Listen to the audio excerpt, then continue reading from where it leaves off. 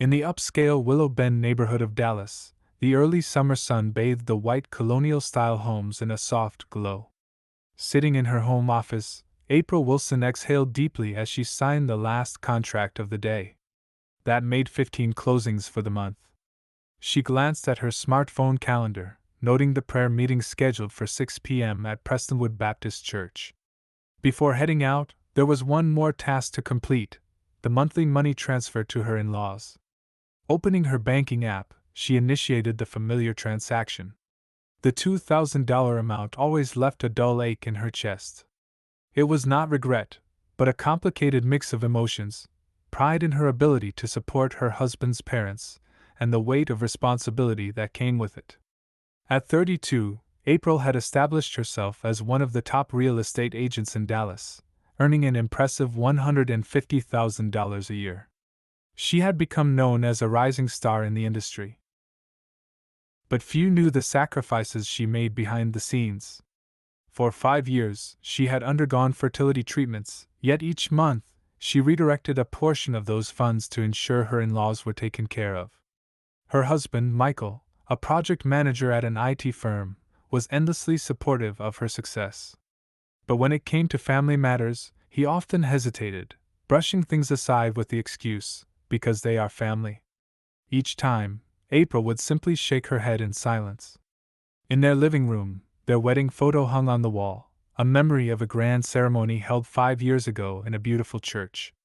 She remembered how, back then, her sister-in-law, Caroline, had been her bridesmaid, smiling brightly as she whispered, "We will be best friends forever."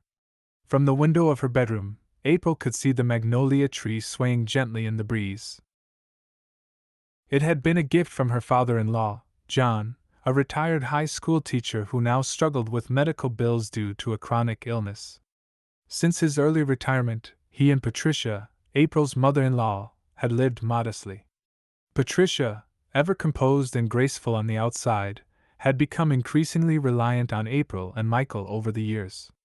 Caroline, once a cashier at a local supermarket, had left her job after getting married. Her husband, David, worked in sales at a mid-sized company, but his income barely supported their lifestyle. Despite their financial struggles, Caroline maintained an extravagant presence on social media, flaunting glamorous outings and lavish purchases. Yet beneath the surface, her once warm attitude toward April had started to shift, growing colder with each passing day, like a slow-moving glacier inching south. April rose from her chair and walked to the window. The magnolia blossoms swayed in the warm Texas wind, their white petals reminding her of the wedding dress she had worn 5 years ago. "What does family truly mean?" she murmured to herself, the words dissolving into the quiet room. 3 months ago, during a family lunch after Sunday service at Texas de Brazil, Caroline had made an announcement that stunned everyone.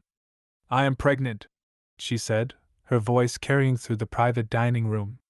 John, her father-in-law, accidentally dropped his knife, while Patricia gasped, her hands flying to her mouth. Within moments, tears of joy glistened in her eyes. "Oh, Caroline! Is that true?" Patricia's voice wavered with emotion. April smiled warmly, searching within herself for any hint of jealousy or bitterness. But all she felt was happiness for Caroline's blessing. "Congratulations, Caroline," she said, offering her sincere best wishes. Yet, in that moment, April noticed something strange. Caroline's expression flickered, freezing for just a fraction of a second. It was so quick that no one else seemed to catch it. David, too, only managed an awkward smile, his gaze subtly avoiding his wife's. April brushed off the uneasy feeling. Maybe it was just a fleeting moment of nervousness between them. "We should throw a baby shower," Patricia declared enthusiastically. "I know the perfect little boutique at the shops at Legacy. It will be beautiful." Caroline hesitated. "Mom, that is, do not worry," Patricia interrupted. "April will take care of it, won't you?" For a brief second, the atmosphere at the table tensed. April smiled, as always. "Of course." But she did not miss the flicker of irritation that flashed across Caroline's face. From that day forward, Caroline's demeanor toward April changed noticeably. At weekend family gatherings, their conversations became brief and clipped. Online, Caroline continued to post daily updates about her pregnancy, glowing captions about motherhood, excited plans for the baby, yet she suddenly stopped acknowledging April's comments and likes. Then, without explanation, the baby shower was cancelled due to Caroline's poor health. But the very next day, April noticed photos on Instagram, Caroline smiling at a lavish brunch with friends, looking anything but unwell. April sighed deeply but refused to let resentment take root. She still wished the baby nothing but love. Every evening after work, in the quiet of her home, she sat with a soft bundle of fabric in her lap. Stitch by stitch, she worked on a handmade baby quilt, carefully weaving her prayers into every delicate thread. May this child bring our family closer together. Pastel blue and soft pink fabrics blended together like a Texas sunset. In the sewing box beside her, a silver thimble gleamed, the one her mother had once used, a piece of her past that carried so much meaning. April continued stitching, her heart steady.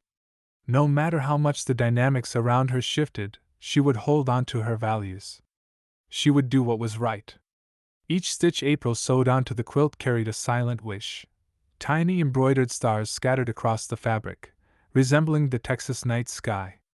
She imagined the baby smiling beneath them, a future full of endless possibilities. Michael, though he rarely spoke about it, would sometimes stand behind her and gently massage her shoulders. His touch was quiet, but it was all the comfort she needed. The day of the birth arrived under a sky so clear and bright it felt like a blessing. Michael was away on a critical business trip in Seattle, so April made her way alone to Medical City Plano Hospital. In one hand she carried the carefully stitched quilt, in the other, a paper bag filled with $500 worth of premium baby clothes she had chosen from Nordstrom. The hospital was filled with the soft hum of life. Flowers lined the hallways, celebrating the arrival of newborns. Nurses bustled about, their cheerful voices blending with the occasional cry of a baby. Sunlight poured in through the windows, warm and golden. With light steps, April made her way to the hospital room and knocked. A faint sound came from within before the door opened. Caroline stood in the doorway, still in her hospital gown, but with her makeup perfectly done, her expression unreadable. The warmth and joy that filled the hallways didn't seem to reach her eyes. "I'm sorry," she said coolly, "but I don't show my baby to outsiders." The floral scent lingering in the hallway seemed to vanish in an instant. April blinked. "We're sisters-in-law, though, aren't we?" Her voice was steady, even as something inside her tensed. Caroline's lips curled slightly. "Yes, but you are still an outsider, aren't you? All this family stuff is just for show, right?" The words sliced through April like a blade. From inside the room, a baby's cry rang out, a tiny, fragile voice entering the world, bearing witness to the moment. April stood motionless. 5 years of patience, quiet sacrifice, and unwavering effort, it all crumbled in an instant, like a sandcastle collapsing under a hot Texas wind. "I understand," she said simply. Then, without another word, she turned and walked away. A nearby nurse called after her, but April didn't hear. Her steps back to the parking lot felt strangely light, as if something heavy had finally been lifted from her shoulders. Inside her car, she rested her forehead against the steering wheel. For the first time, tears fell freely. The cool breeze from the air conditioner brushed against her damp cheeks, offering a strange kind of relief. Her phone buzzed, a voicemail from Michael. "Hey, honey. Sorry, the meeting ran long. How was Caroline's baby celebration?" April closed her eyes. Somewhere above Seattle, the sky was probably just as clear and blue as it was here. But some things, once broken, could never be mended. When she arrived home, she went straight to her office. Her tear-swollen eyes were dry now. Outside, magnolia petals drifted across the lawn, forming a soft white carpet that reminded her of her wedding day, a memory that now felt like it belonged to someone else. Sitting at her desk, she opened her laptop and logged into her online banking.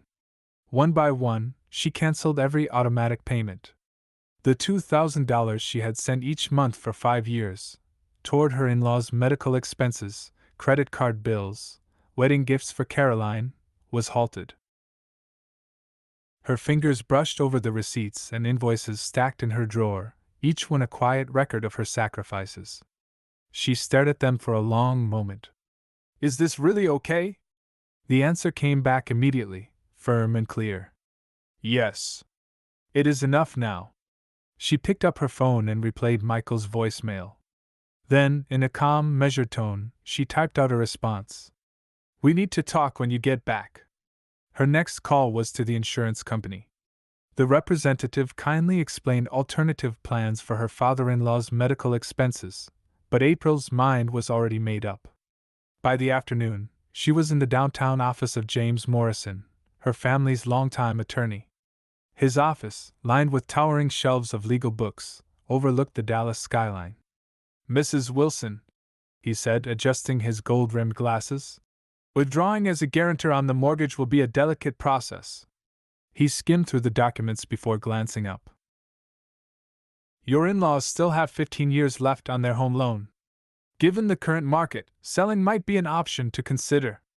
April nodded. "I understand. But I cannot continue this involvement." She signed the paperwork with a steady hand. The ink spread across the page, marking the start of something new. At 6 p.m., Michael walked through the front door earlier than expected. His tie was already loosened, his face clouded with concern. "I got your email. I left Seattle early. What happened?" Sitting on the living room couch, April met his gaze and quietly explained. The encounter at the hospital. Caroline's words. The finality of her decision. "I have cut off all financial support," she said. Michael's face paled.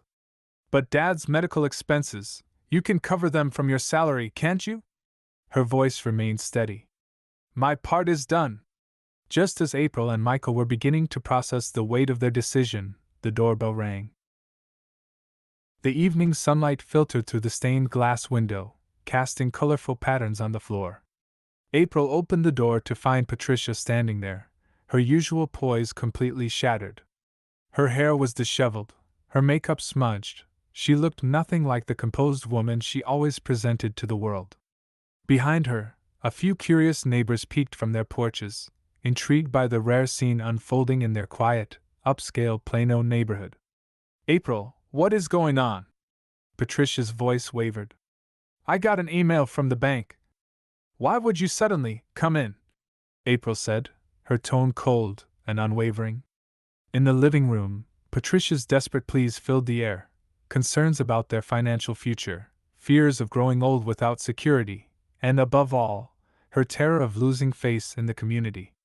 Over the speakerphone, John's voice erupted in anger. "Are you abandoning your family?" His furious words echoed through the room. And then came the online backlash. Social media erupted with criticism directed at Caroline. "Unbelievable! She would not even let her brother's wife see the baby? What happened to family loyalty?" One post after another, filled with cutting remarks and ironic hashtags, circulated through their community. "Everyone at church is talking about this." Patricia's voice trembled. "I cannot even show my face at Sunday service." Michael, caught between his mother's distress and his wife's unwavering decision, finally reached for April's hand. His palm was damp, his grip unusually tight. "I support April's decision," he said, his voice quiet but firm. Patricia's face crumpled. "Michael, even you?"